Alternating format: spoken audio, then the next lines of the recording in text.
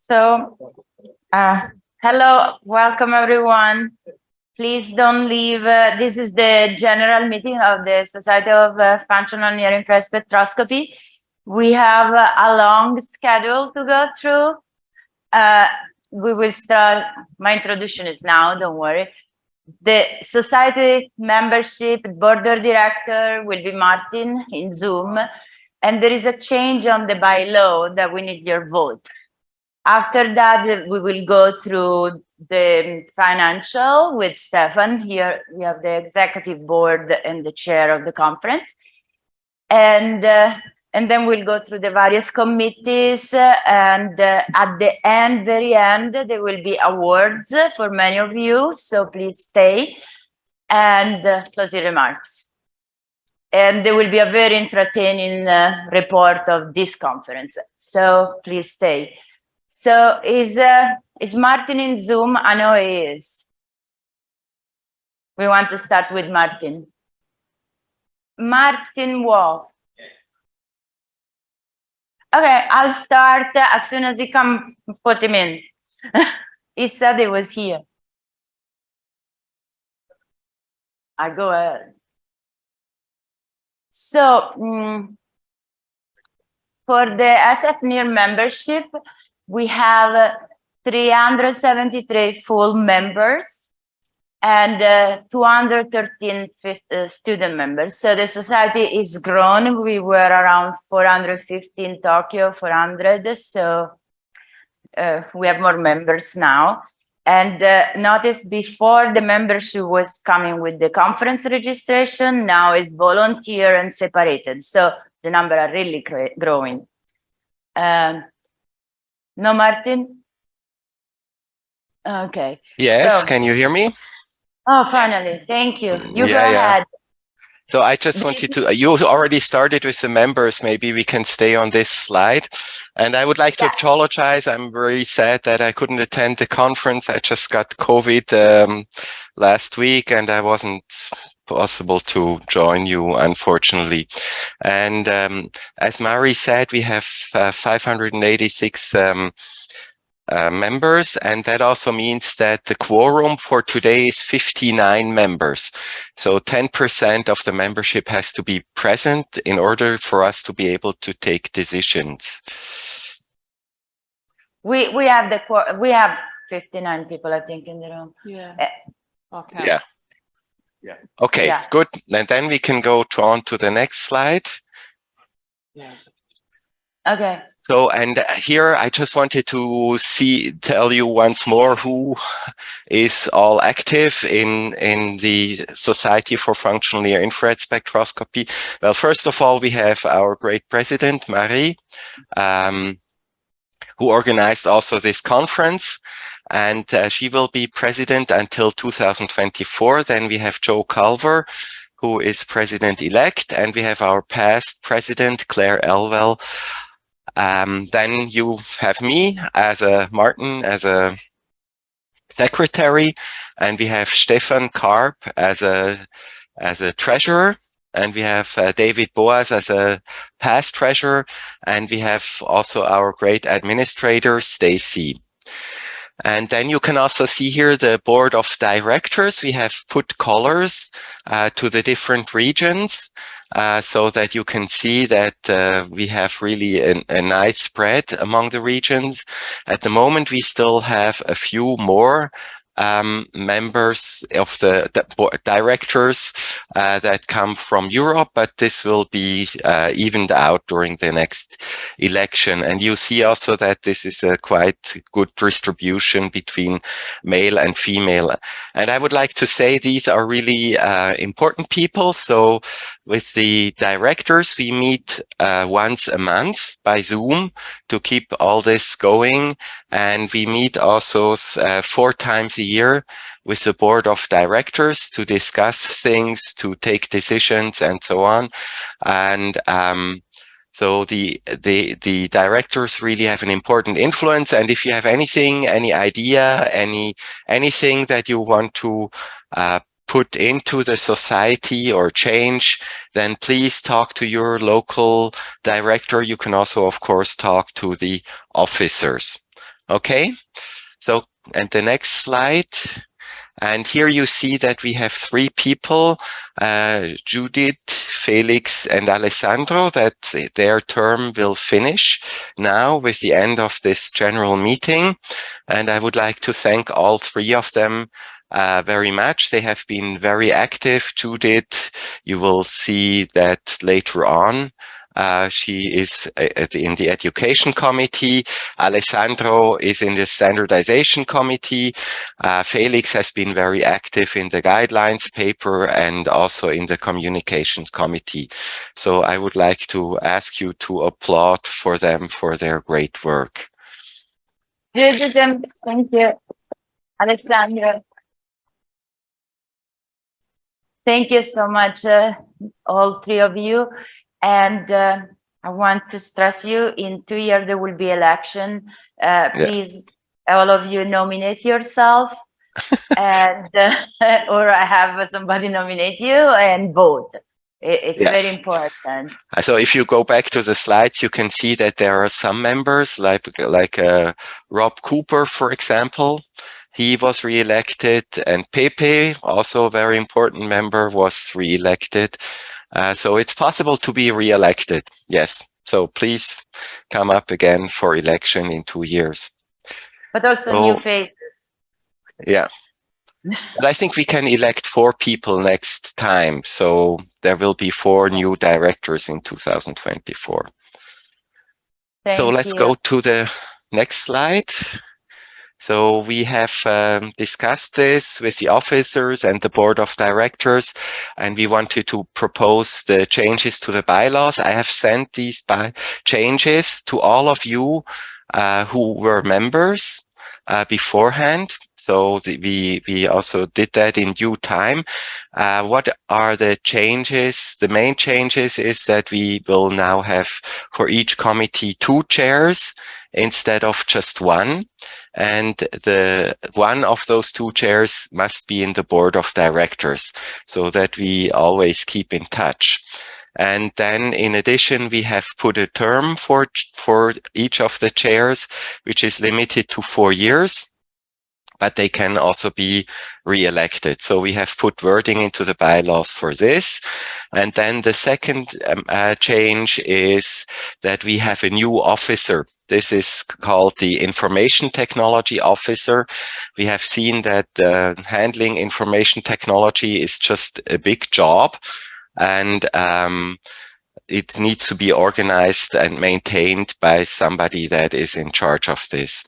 So, and these changes have been approved by the officers and the board of directors. And, but we need to vote on this by the membership. So, so before voting, can you do that, Marie?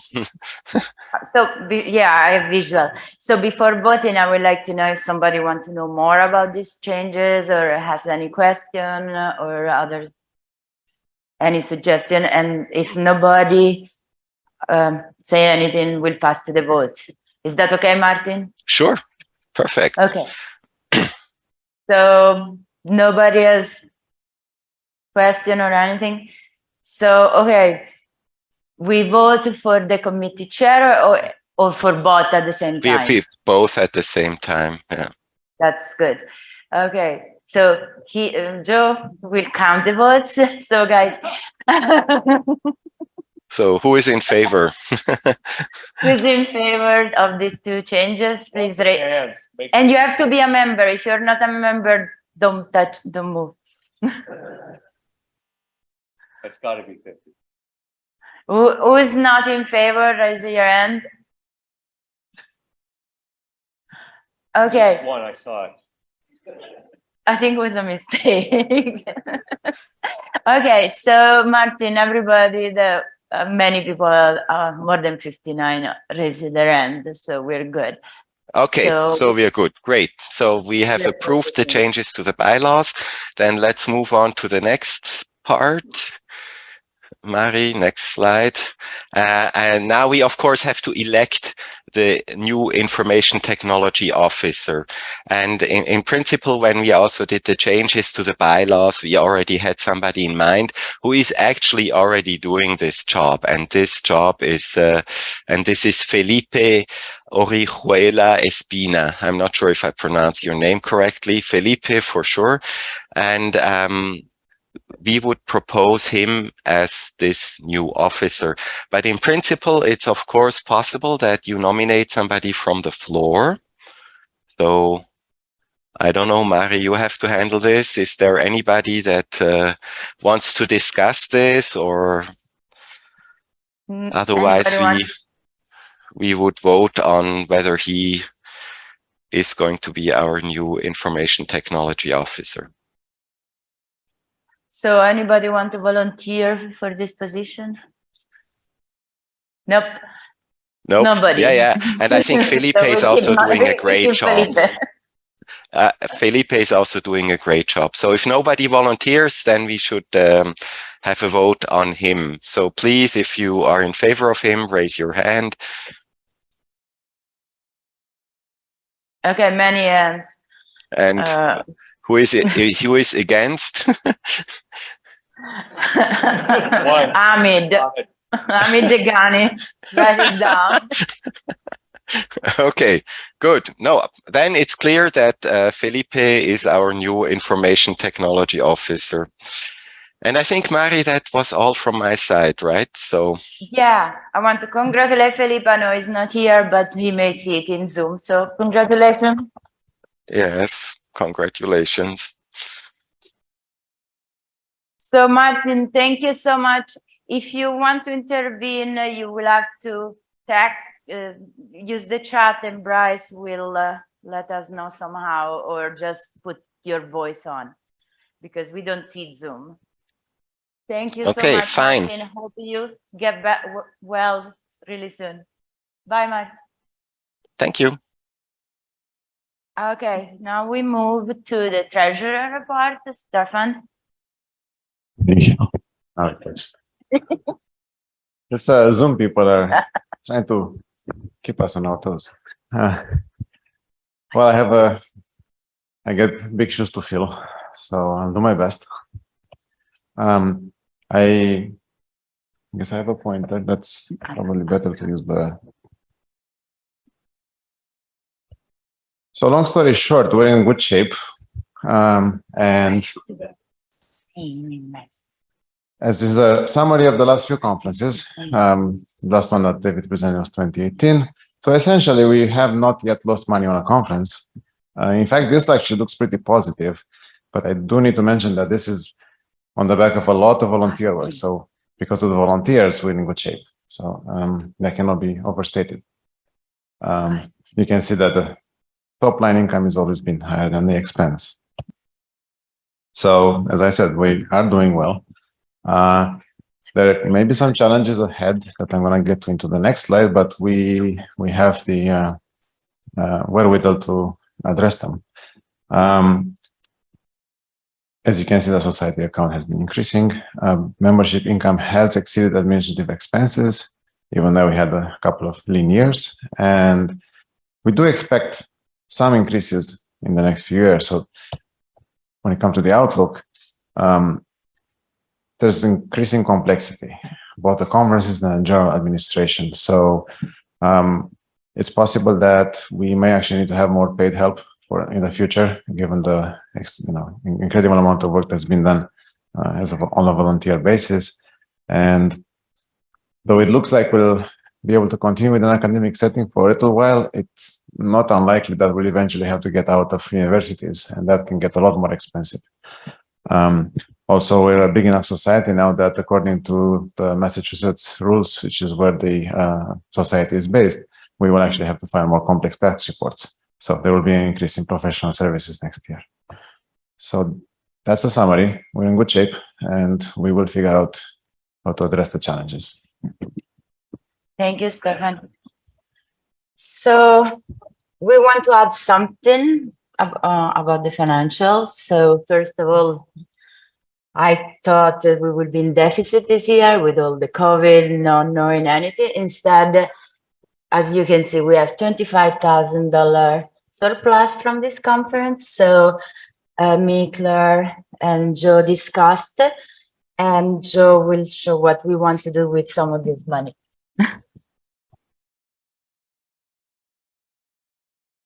Very complicated plan, so stay with me. So it's just $25,000. There'll be 5,000 that we're going to send to the DEI committee, so that they can pay for membership and help with course registration, etc. We're going to add 10K to administrative support. You know, Stacy has done insanely beyond what we could expect from her, but we still, you know, she could use more assistance there. And then we're saving just 10,000 for a buffer that will be added to the kitty that you saw on the previous slides, so that we have something going forward into 2024. Any questions? Hamid, did you? Okay, good. Yeah, you get money, so it's fine. So for the course, there's not included in this calculation, but we have a small amount, but we haven't paid anything for the instructor, so we're thinking of giving them some money. Not much. don't fret. So, and also the NIH R13 is not accounted here, but we're going to award at the end of this. So, Rickson. Hey, hello everyone. Just want to be really quick. So I'm here on behalf of one of the board, the editor-in-chief of Neurophotonics, and the whole Neurophotonics crew. Just to, first of all, thank the partnership we have since with the community since 2014, when Neurophotonics was actually established. And I guess everyone here knows, because I'm part of the editor, so I know a lot of names from there, right? So just to show everyone, right, we are established in 2014. David Boas was the founding, the first editor-in-chief.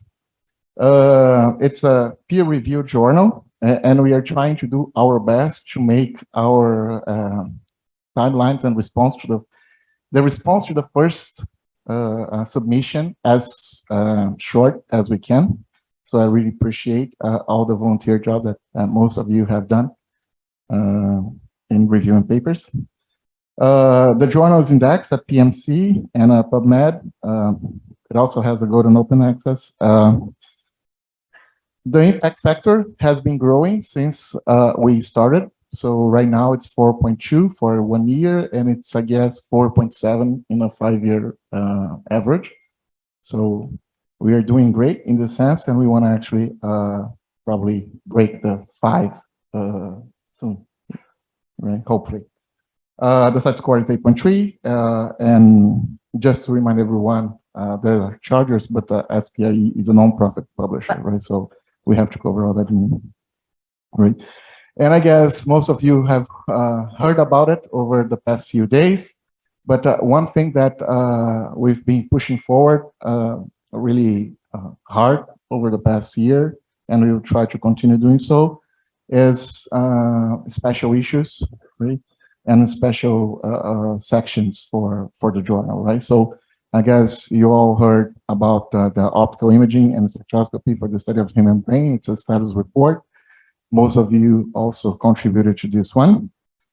It was published last month, and it's really a good reference for whatever you can think of doing with fNIRS mostly.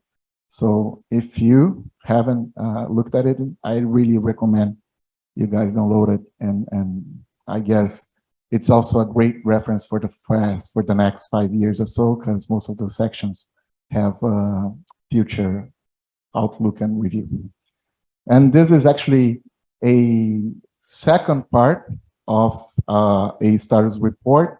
The first part was on microscopy measurements. I know some of you also are looking at the microscopic work, so there is also a status report for those interested on microscopic measurements. And we have one that another special issue that will be launched probably, I guess, early next year, right? So it's a special session. We are 30 as a community or as a field, we are turning 30, right? In 2023. So to celebrate that, there's a special issue on the 30 years of functional near-infrared spectroscopy. It's, I guess the calls are already closed, and it's going to be published early next year. So I guess that's it. Thank you very much. Keep going and call the next. Mine? Press. Oh, you didn't do the No. slides? Not the educational? Yeah. No, but it's communications. Okay, then it's communication. It's a different one. Yeah, It's but not- call these two people. Okay. Thank you. Don't make me come up every time. Yeah, you guys can call Officially, I'll the pass on next. to Heather, who will talk about the communication committee updates. Thank you. All right. Yeah, so the communications committee has continued doing what we do. And actually my job is the editor of everyone's writing. And you can see I did not edit this set of slides. So my last name is misspelled. Oh, I'm sorry. No, that's fine. It's but Felipe is the wunderkind who gets everything in order, and I go through and edit, and it's been going very well. And that is because we have this fantastic committee of people helping. And Felipe didn't list himself as co-chair, but he is certainly co-chair. He's invaluable in the process of putting together newsletters and so forth. So, and everybody, we've got new members, and I will run through really quickly who they are. But first of all, I wanted to just summarize who we've replaced. So Gemma, Jeff, Danny, Kaya, Noman, and Chuming stepped down. And then we've started with 3 new folks, Guy, Luisa, and Samuel. And this is on the website, full names and affiliations for these folks. We had 2 newsletters in the past year. That's fewer than we've had in the past. We usually have 3 a year, but there's been much more activity on Twitter and Facebook and all sorts of places. So it hasn't been as important to do that, but you'll notice that the newsletters have gotten quite a bit beefier. So that's basically a decision that Felipe and I made, and we'll probably continue in that direction. So social media has been really, really helpful. What else? We're trying to do all sorts of different things, getting other committees to help really get society membership beefed up. And one of those is one of those movements has been the video interviews. And that was really fun this year. We've got some great videos from different members talking about their work, which has been a neat exercise that Felipe and I have been part of. And better integration with EDI, which obviously that's an ongoing issue. And I'm thrilled to hear that you're going to support EDI efforts with some cash. And so going forward, you know, we've got the website as it is. We're hoping to modernize it. That's really the big goal. And obviously, one of the things that Felipe and I email about a lot is maintaining neutrality across the different companies and kind of navigating what seems too commercial a pitch versus one that's fully scientifically focused and not a promotion of company. But that's something that we'll continue having to work on. Yeah, the big goal is modernizing our look and the feel and the newsletter and the mails for sure. The big movement there is a new logo, and we have some submissions. We're going to announce in the next newsletter, I suspect, the logo decision. So I appreciate all the effort, folks who've put together beautiful graphic designs for new logos, and we'll be following up with you about that shortly. And then, yeah, finally, just improving DEI, getting as many countries engaged with their scientists as possible, and new membership. So I think that is it. Yeah. Yeah. Sorry for the name. Oh, that's But wait. So with Felipe taking the new official position, we will have to find another board member to become a co-chair with Heather. So anybody in the board that want to talk to me about that, I'm here and happy to discuss, but otherwise I'll pick somebody. I have the power. Thank you, Heather. So Educational Committee, Judith? Right. So the Education Committee was founded at the Paris meeting. The idea came up, and then we started sort of following through. It's co-chaired by Rickson and myself. The first and sort of like most obvious achievement potentially is that we have now our own page on the website with the mission statement, mostly worded by Lauren, up, as well as descriptions and pictures of the members. So we have much more visibility. These are the members. So looking through the website, you can find more information about them. Members come and go. So just like for the communication committee, if you'd like to join, do so. Just let us know, Rickson or myself. We are always in need of help and fresh new ideas about what we could do to sort of spread the word about NIRS, help newcomers, and just sort of contribute to education in various ways. There are two main activities, mostly sort of inspired by the pandemic and the sort of the possibilities that now we have for remote meetings, were the educational tutorials that I mostly took care of, and the research webinars that Rickson took care of. So just a few numbers, because I mean, I don't know how Rickson feels about it, but as much as it has been a lot of work, I think these two initiatives have been very successful. So I met many of you through these meetings. And so just a few details about them. We have 2 seasons or 2 years. So 2021 and 22, you see the speakers and the titles. Of course, this year we have fewer because for before and after the conference, we did not want to just sort of pack everybody's schedule, but we had quite a dozen last year, and 8 or 9 this year, some of them still coming up. So stay tuned for more information about that. For the educational tutorials, here's just a few. Here are just a few numbers about the attendance. So the tutorials are on average attended by somewhere between 15 and 35 participants. So that means that they're fairly interactive, very friendly. The atmosphere is really nice. They're well attended also in terms of geographic diversity. So we have regularly attendees or participants from Europe, the Americas, Asia, and Australia, not so much from Africa. So that's something that we should be working on. Of course, there are always time zone issues, but we do try to sort of work around that. We had both lecturing type of tutorials, as well as really sort of hands-on demo, take your own computer at home, download this data set type of tutorials. And so they are really highly interactive. We originally planned for just sort of to give you a practical idea, the Zoom webinar function where people's cameras and microphones are off. We very quickly switched to just an actual meeting. And so people intervene, write questions in the chat, and the instructors themselves send data sets sometimes or other material to download before. And one important thing is that these are all recorded, and they are uploaded onto the website. And the decision was to have this freely accessible, so publicly available to everybody, not just members, mostly also as a support during the pandemic. So people could keep in touch and sort of take a look at these even later.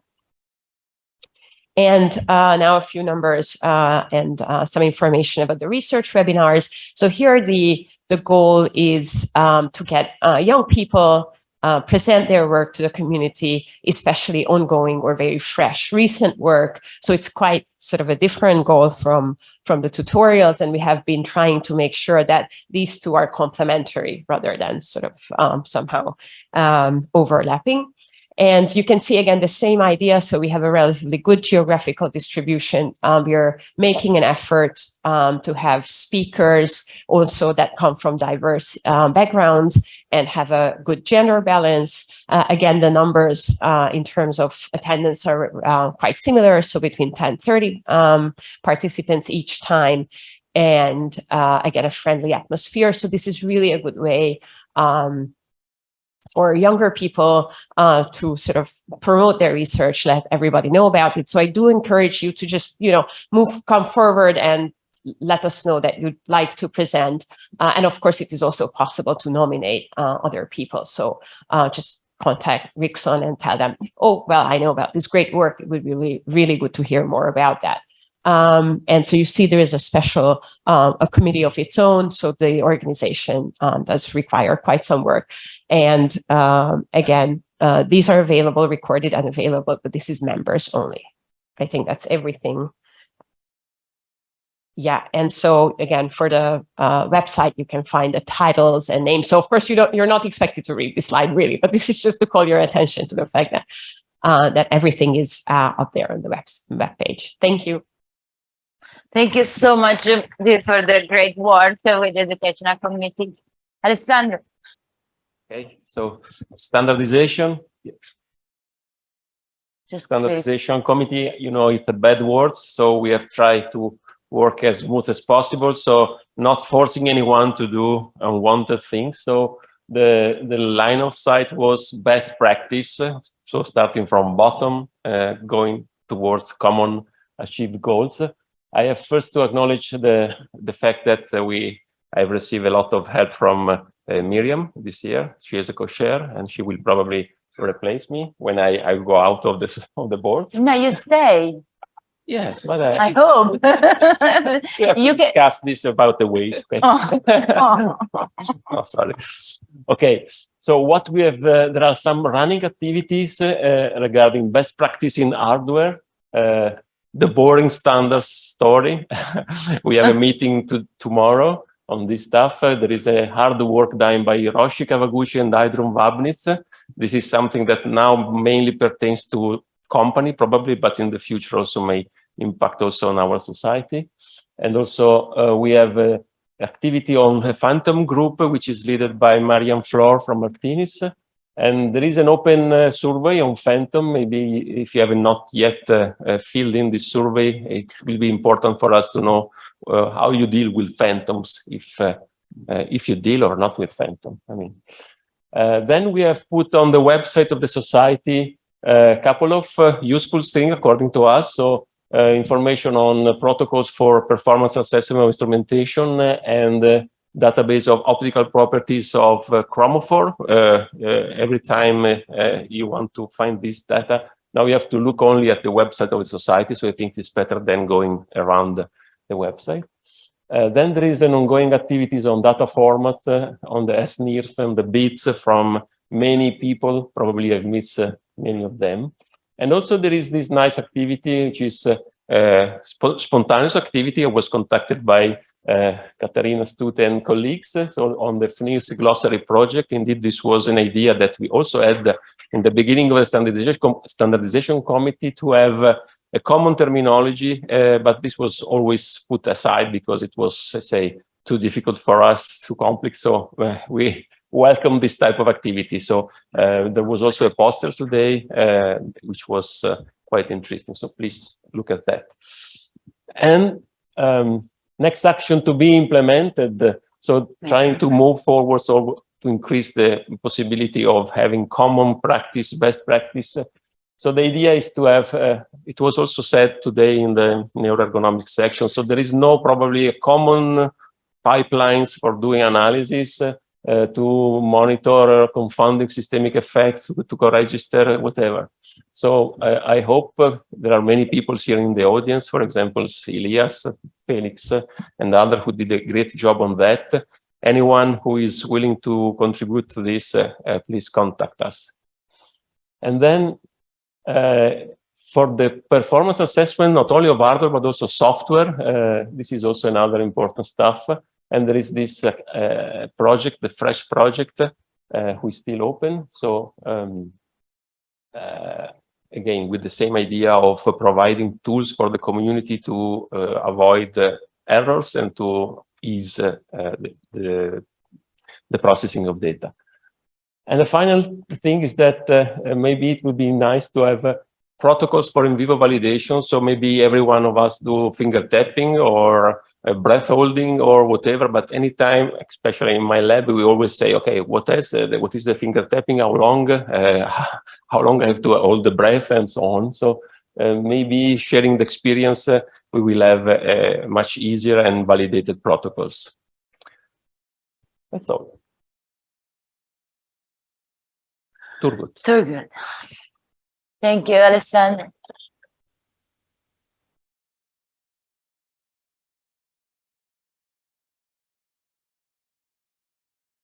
Okay, we are a new committee, and to be honest, we have not done much yet because we were focused on getting ready for the meeting. But already we tried to be a diverse committee ourselves, so we tried to represent different continents, different backgrounds. We have had a lot of meetings. I have to acknowledge it's Joy who could not be here, but it was really her work. But the idea basically is that we want to make sure everybody from different backgrounds, different genders, different cultural, economic status can be represented here.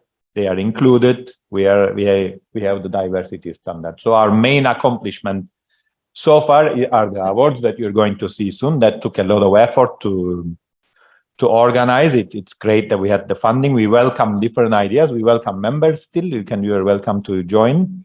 And we have a lot of ideas. It's actually maybe more than what we can do as a society, from actually helping people to analyze data, to get devices, to use devices, to have meetings and everything. So please come and talk to us. I'm not doing a very good job explaining it, being new maybe. This is a formal thing. Don't worry about reading the formal stuff, but I think I already said it. The goal is not just to make sure that everybody comes to this meeting from everywhere easily or accesses it remotely, but also everyone has access to using these systems, taking data, understanding the data. We can help each other, etc. So hopefully by the next meeting, we're going to have a better description of this, and soon you're going to see the awards we have been able to give, and that will put hopefully that we actually did something as a substance, and we will be communicating more with the communication and other and standardization committees, because this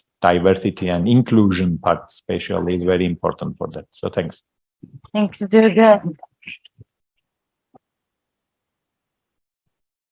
Okay, we move forward. Okay, that's me. So we decided the next meeting in 2 years at the board, we had a vote and decided yesterday.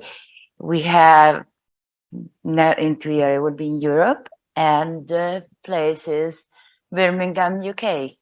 So we'll see you all in Birmingham. And I would like Hamid to present and tell us something about that.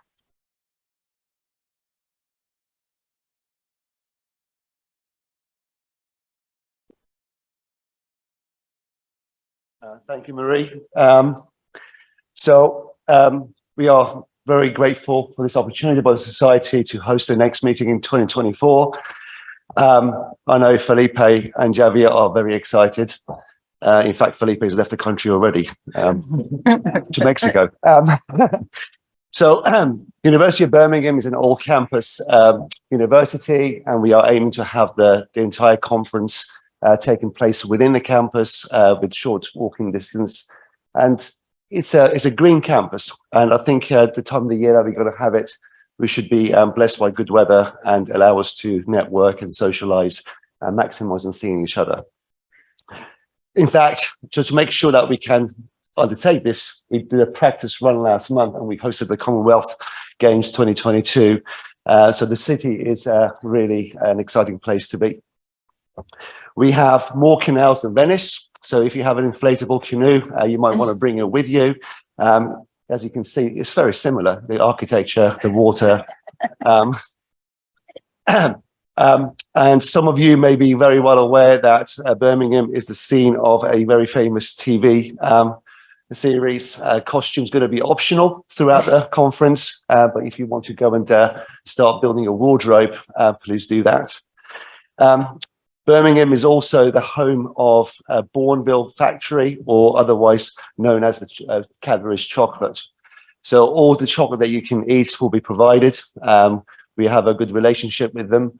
And in fact, maybe we can work something out that somebody will just find that lucky ticket. Okay. Thank you very much, and see you in 2024. Thank you. Very exciting. So now we move to talking about this conference. We want to give you some more report, not just the financial. So we start with the virtual component that happened first. So Sabrina was the chair of the virtual components. She started talking about part of it.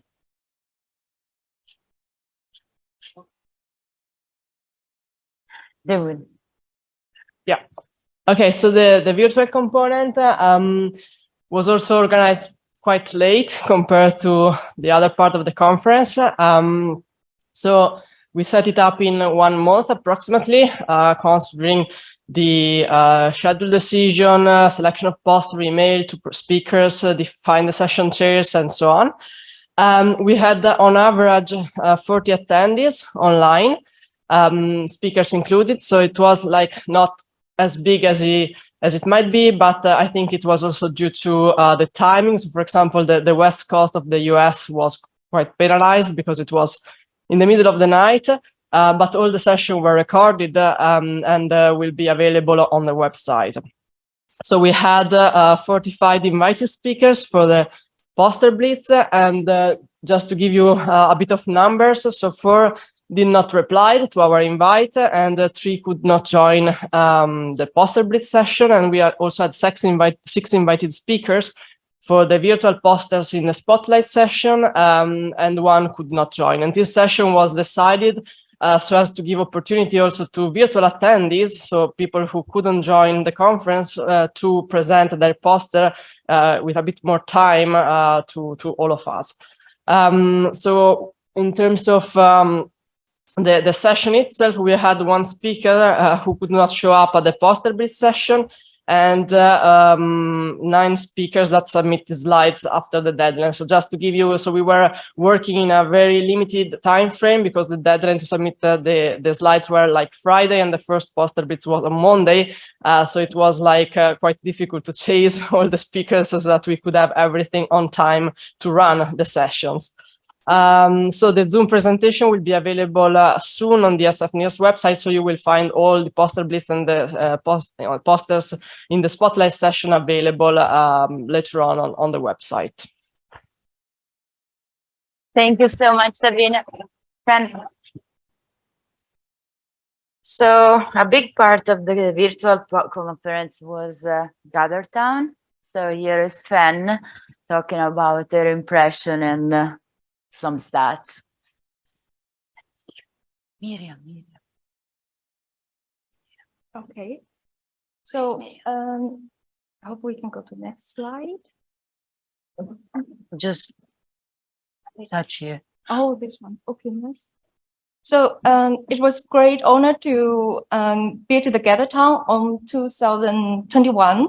I didn't expect it because the original idea is we are going to have the virtual conference, and then we are thinking to have the Zoom and also GatherTown, because GatherTown was a very great platform. And then at some point, I just took over to do the job of the GatherTown. And then it was the plan at that moment because I really have to spend a lot of time.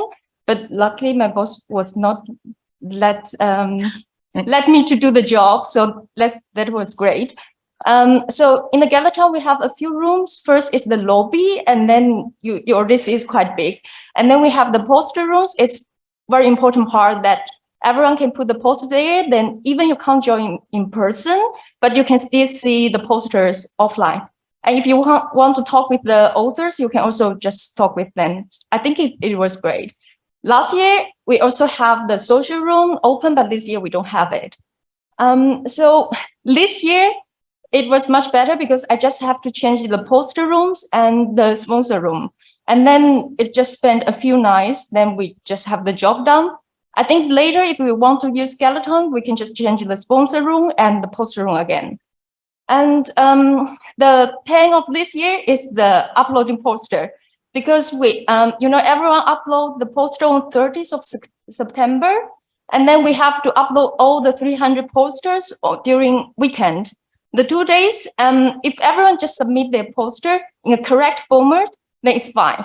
But the problem is we receive PDF version, PPT version, and some people didn't inform us they are going to submit delay. But in the end, we managed it. We have 6 volunteers. Really thankfully, I think you already saw the pictures before. The thing is, this year, we don't have a lot of people online at the same time. But in total, we have 529 participants for Skeleton. What's the end? Okay. Another thing is hope next year people will submit the poster in time. So that's Thank you, Ben. Thank you. Yeah, I really hoped, because you saw here how many posters and how busy it was, and the conference is 3-day, and we got overwhelming number of submissions. So to have the possibility to go see poster in other town and then maybe choose the one that you also want to see here. And next time we will advertise that early on, and things will be done in a better way. So we move now to Miriam for the educational. in person, and the preparation started around in April and ended October 8th morning. We had 125 participants and 45 instructors. We had 26 courses. We ran them in parallel sessions, like up to 5 courses per session. And the building survived the technological needs of the workshop. We were even able to create infinite loops. A couple of things that we can improve. We had some last minute requests. Actually, we were quite flexible, like until the last weeks, we were still accepting after the deadline because we don't want to say no to someone who wants to learn, but we had to say no to a couple of people, like really last minute. I apologize. But I think we need to reach out to everyone earlier so that they can plan ahead. And another thing was demand was exceeding the supply. Of course, students wanted to attend other courses we ran in parallel. So we were thinking maybe a summer school, maybe a solution. We can, spread the courses throughout more days. And I just want to thank you, Marie, for all your help and guidance, and Stacy, Pari, Yuan, Praj, and Deja for the help. Thank you, Miriam. So we think the educational was a success, and we will follow up with some survey to the participants to get inputs and see what we can do more. And we will do also for the conference. But so now let me, we'll move to the in-person conference, and I have to change slides, sorry. We decided to break this in 3 because it was getting big. So I'm blind. So Pepe will talk to you about the mouse, about a recap of what happened in the in-person conference that you were in. I see. Okay. Thank you very much for your coming. And we are witnessing the great success on Functional NIRS 2022 in Boston. Okay, well, thinking about the Boston, well, I asked Mari what symbolizes Boston. Well, she suggested it's lobster. Okay. Yes, and that somewhat reminded me of the Japanese statue with 1,000 hands. Okay, well, it's almost symbolized this woman, Mari Angela Franceschini, with 1,000 hands, multifunctionality. Okay, actually, I've got to find Mari. Oh, she's here. Okay, so actually, one hand went to this woman, Sabrina Brigadoy, who is working as a virtual session chair. She worked a lot. And one hand went to Mario Musel, working as a local chair. And the other one went to the Stacy Lidu, working as a secretary. And the other went to me, acting as a programming chair. Anyway, and the great success was also owing to 519 potential lobster consumers coming from all over the world. And the actual number is an on-site participation. We got 407.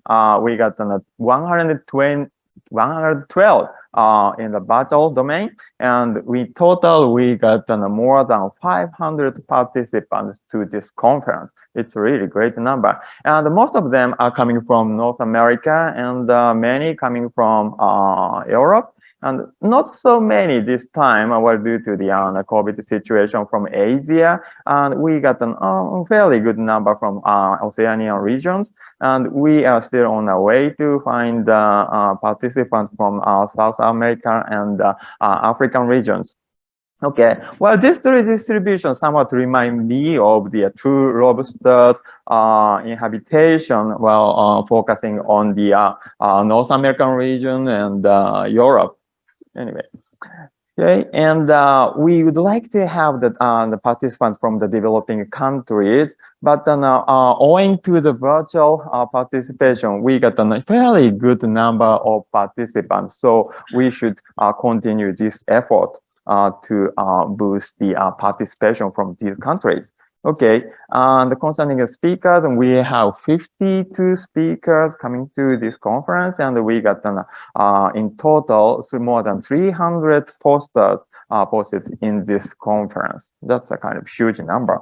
So it was a great success, I think. And well, there's a diversity of participants. Okay, let's look at this figure. Okay, this is how you distinguish a female lobster from the male lobster. Well, they got a broader abdomen like that.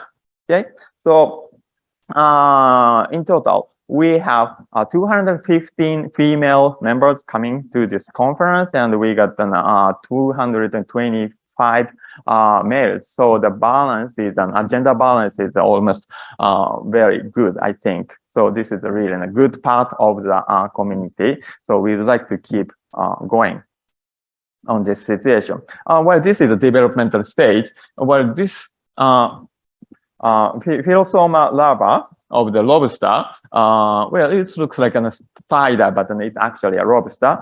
It grows into the mature lobster via this shrimp-like structure to the mature one. And we got on the developmental stage of the researcher here. And we got a senior researcher with more than 300. And we have the substantial number of students, 203. That's a really great number, I think. And most of them, lots of them got a bachelor's degree, and 78 got a master's degree, and the PhD postdoc 40. So we really could keep a really good balance in this society too. So that reminds me of the importance of education. Okay, you know that a lobster can be educated. Okay, they can learn the light sequences with this. This was published. Okay, the weak light, strong light, and weak light, they can learn this kind of sequence. Okay, in our case, how about us? Okay, well, the educational workshop has been enhanced from the one-day hands-on session, which was focusing on the introductory aspect in Tokyo, and we now have approximately 30 parallel sessions, and this was chaired by the Mariam yourself. And we got an opening lecture by Rob Cooper, and this was we got also valuable contributions from the educational committee, which is chaired by Judith Garvain. Thanks for assembling such a great course. Okay, what about the importance of the social interaction? You know that lobster can have the social interaction. Okay, well, the lobsters, feed out of their heads to communicate with other lobsters. So they secrete pheromones to attract the female lobster. Okay, so the social interaction is very important for lobster. Why not for human? So we got this great keynote speaker, Joy Hirsch, focusing on social interaction. Okay, and we got another one interacting with another field, Bruce Stromberg. He was talking about the future of biomedical imaging with this nice figure, which this graph showing the increasing budget in this area. So we are really lucky to have it. Anyway, so we got a virtual gather town session and the poster belief that another feature of this conference. And in the virtual domain, an online lobster game has been upgraded to the second version. Did you know that? Okay, it's a Lobster Mania 2. Yeah, you can play around with this. Okay, and our conference has also been upgraded to the virtual session on the GatherTown and Poster Blitz, and we got on Zoom facilities. And this was mostly organized by Sabrina Brigadoy with the great help of FEN. Yes, and we got this nice GatherTown meeting and the Poster Blitz session. Okay, so concerning the award. We got a really good magazine. Well, we got Lobster got our Lobster domain. We have also have an award, which is presented by the Boston Web Magazine, which awarded 2022 Best Lobster Roll in Boston to Eventide Fenway. It's located just over there. Yes, it looks like that. And actually, we ate it, and it was really delicious. But watch out. This small portion cost you $20. Just this portion. Okay, so if you are rich, you can enjoy that. Anyway. Okay, we awarded an Early Investigators Award to Alexander Paul Lerman, and runner-up went to Kirill Brigarelli. Okay. And SfNIRS Community Award was awarded to Miriam, Felix, and Norman. Okay, and the Travel Award went to these guys. And we will be get the announcement for the Excellence Award for the 2 virtual posters and 8 posters and 8 female posters and 4 oral. And this is organized greatly by the Gemma Bale. Okay, well, there is the presentation pic for the opening session. You know that Mary is wearing the pink jacket. Okay, that's really impressive. Okay, and we got a really great time with the guest speakers too. Okay, and we got a really nice presentation in this session. Okay, well, obviously we have seen lots of hyperscanning studies to social interactions. This is making it very big in the functional neural research. Okay, what about lobster? Okay, wow, we have eaten too much lobster. So now we have to eat vegetables to keep our dietary balance. Okay, and we realized that the functional neural researchers really like the vegetables. So Masami Yamaguchi presented an infant study on the infant recognition of vegetables and face recognition. Although she focused on the infant recognition, but some of you may be really interested in the vegetable side, I think. Okay. And we got another great presentation from Gregory Fisher. He introduced a functional measurement on vegetables like this. Okay, yes. And logical sequences of this study naturally went to the future direction. It's going to be the human-vegetable interaction on the hyperscanning. Well, this could happen, I think. Yes. In another direction, one promising direction is to combine functional neurons to neuro and psycho physiological measures to obtain further physiological information. Well, this one is really clearly presented by Hammond's all these award-winning presentation on the virtual domain. He found he comes from the Wolf's group, and where he found that the blue light can soothe your mind without the risk of decreasing this cognitive performance over there. Okay, so I can put this into green. Okay, so can you get relaxed? Maybe. So I'm not telling a lie, because you can detect a lie. Now that the functional NIRS can detect the concealed information presented by this guy. Yes, called Kiyomitsu Niyoka. Then, okay, and we got a really great moment watching the posters and exhibitors. Okay, we have to notice that we got the real sea lion functional measurement on the go presented by Chris McKnight.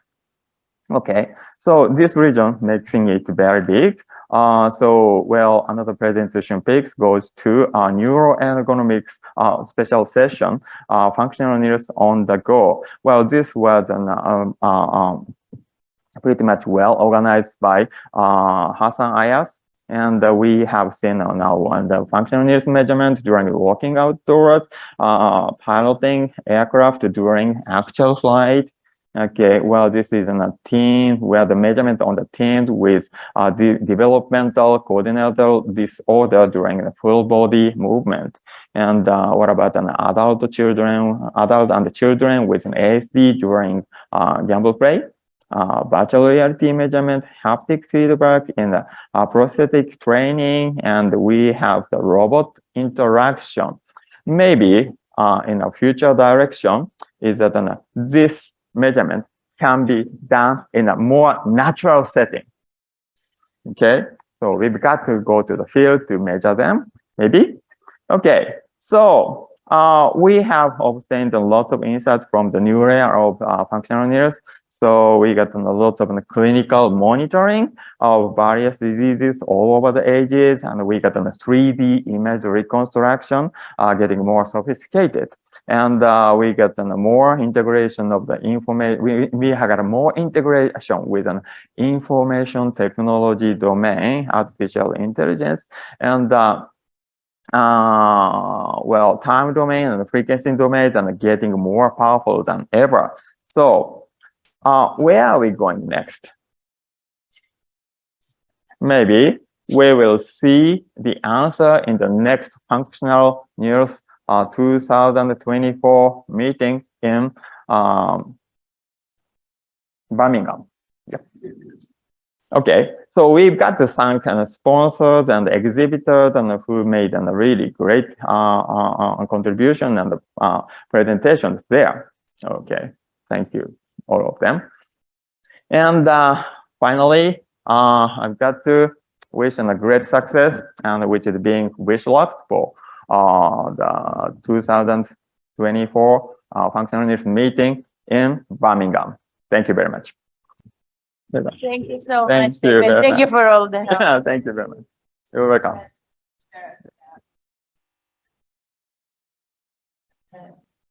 For delivering this. So let's see. Okay, so is Joe closing this part? Really, this is just opening the floor to everybody in the room if they have something that they would like to discuss. So other topics. If everybody's tired and wants to just email me instead, that would also work. Okay, so if you have thoughts, suggestions, send them our way. We'll work them into executive meetings or board of director meetings one way or another. And with that, we have just the awards, Yeah. right? So we have the awards. Finally, so we already gave some awards for the community, for the early investigator, for the travel award. And now Turgo will present you some other, the Diversity Equity Committee awards.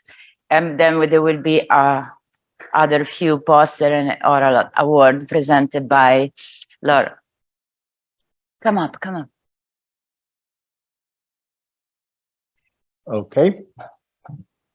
So, one of the things we did as the committee, as I said, is to be able to award for travel. You can see, even though many of them couldn't attend in person, we have enabled them to attend virtually. We would like to change this, improve this. You saw the statistics. Another thing we did was to encourage young women in sciences and acknowledge their work. So it was very difficult work for the committee. There were a lot of scoring done and everything, and we do have some little certificate to give. So if you are in the room with no particular reason for the order, I would like to call Isabel Nicholson, if she is here. No, because this had to be done in the last minute, so please do appreciate it. So we got scores right during the coffee hour. We sat down and did this, so we couldn't inform people. So let's see who's here. Carla Tiras, are you here by any chance? Nope. I'm just moving fast. Abigail Magee? No. Jessica Gemignani? Perfect. Come on over. We have more lobsters, as you see. If you show up, you take the lobster as well. Congratulations. Thank you. Great work. Thanks. Thank you. Katerina Amendola. Katerina here still, yes. You got your lobster, perfect. And there's your certificate. Congratulations. Deepa Isar, are you here? Priorities first, the lobster. And congratulations, great work. Megan Kelly? Nope. And Sarah De Felice? Lobster, you got it, perfect. Thanks. Congratulations, great job. And we are missing one of the certificates. Louisa, if you are here, would you like to come over? We do have the lobster for you. We really had to prepare all these last minute, so congratulations. You have to also thank Stacy for her work and also people who have helped us score. Congratulations. Well, then we'll give you the certificate later. You got the lobster there. All right. Now it's Lauren. I keep your lobster. With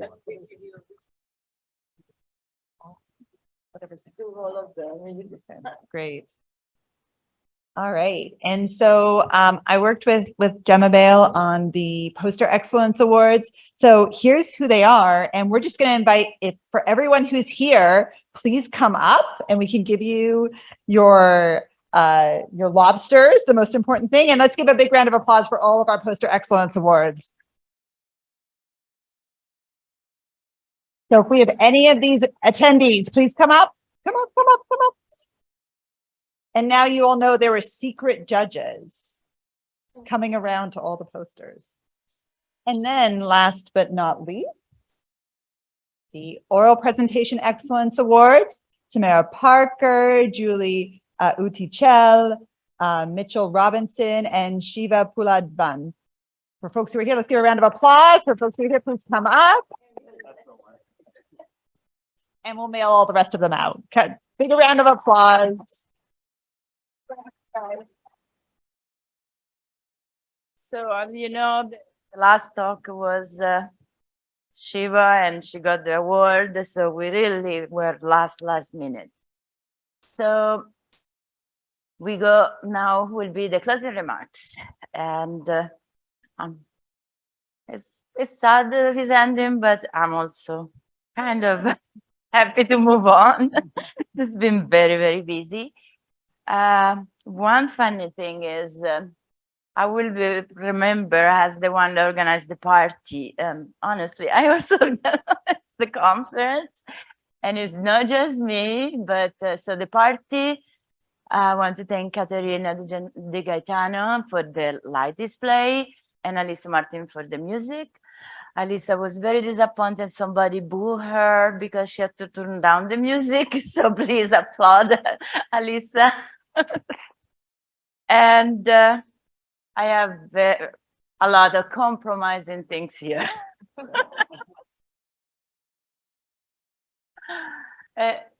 And hopefully Hamid in 2 years will match or go over this. We all look forward to that.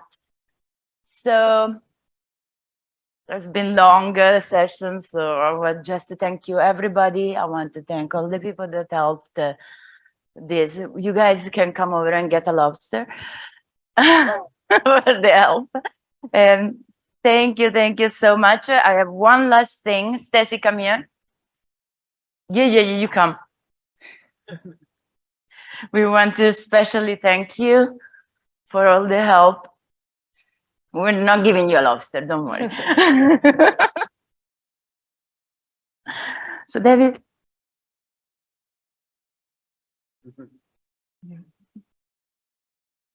Thank you, Stacy.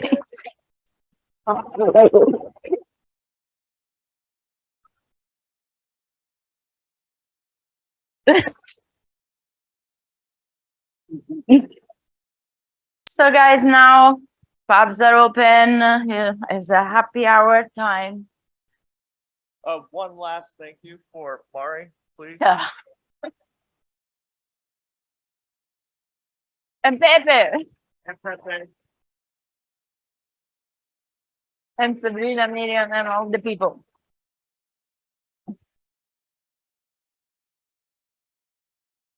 Your time. Yep. Lobster, anyone?